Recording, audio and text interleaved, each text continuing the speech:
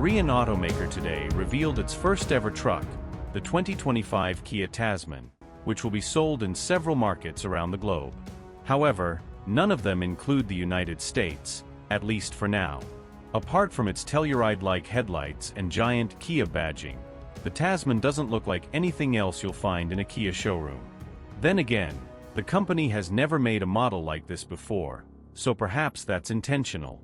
The Tasman measures 213.0 inches long, which is roughly 5 inches shorter than a Jeep Gladiator. The Kia also has a 128.7-inch wheelbase, which is about 10 inches longer than the Hyundai Santa Cruz. Unlike Hyundai's smaller pickup, the Tasman has a sturdy body-on-frame construction, with an independent front suspension and a leaf-sprung solid rear axle. Certifying its truck cred, the Tasman can tow just as much as the Gladiator, 7,716 pounds to be exact, and rear-drive models have a max payload rating of 2,635 pounds. The Tasman debuts with 3 trim levels: Baseline, X-Line, and X-Pro.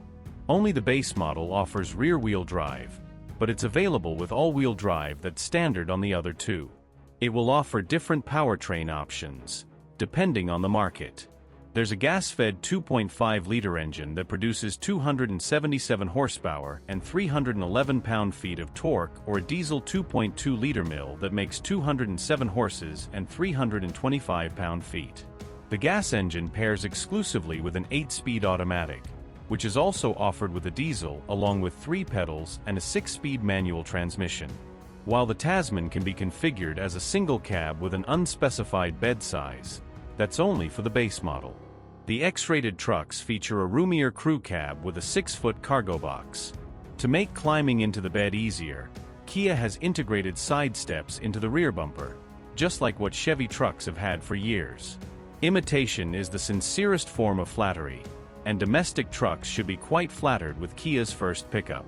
Inside, the Tasman has a symmetrical dashboard layout, and it's outfitted with a large glass panel that houses a 12.3-inch gauge cluster and a 12.3-inch infotainment touchscreen. Along with Apple CarPlay and Android Auto, there are dual wireless charging pads and an 8-speaker Harman/Kardon stereo. The controls in the cabin are similar to other Kia models, including a column-mounted gear selector as well as a mix of physical and capacitive buttons. The center console has useful storage space, and the cover folds open to create a makeshift table, which is right out of the Ford F-150's playbook. The back seats recline too, and there's roughly 1 cubic foot of storage space underneath. The Tasman X Pro is the off-road focused model, and it lets you know with specific 17-inch wheels and all-terrain tires. It also has an electronically locking rear diff and exclusive drive modes. Kia says the X Pro has a 1.1-inch lift that helps provide 9.5 inches of ground clearance. The truck can afford up to 32 inches of water too. Every truck worth its salt offers a slew of accessories, and Kia's pickup is no different, from beadlock-style wheels to side steps. The Tasman can also be fitted with a ladder rack, a sport bar, and single and double-decker bed add-ons. The former includes a canopy and a rack for, say, a rooftop tent, while the latter has a cargo box and a tonneau cover. There are chassis cab configurations too that provide a canvas for folks who want to spec their Tasman for commercial or other specific duties. Kia plans to launch the Tasman in Korea during the first half of 2025, and then it will be introduced in Australia, Africa, and the Middle East. Will it ever reach the truck-hungry shores of the US? That remains to be seen, but the Tasman sure looks like it would fit right in.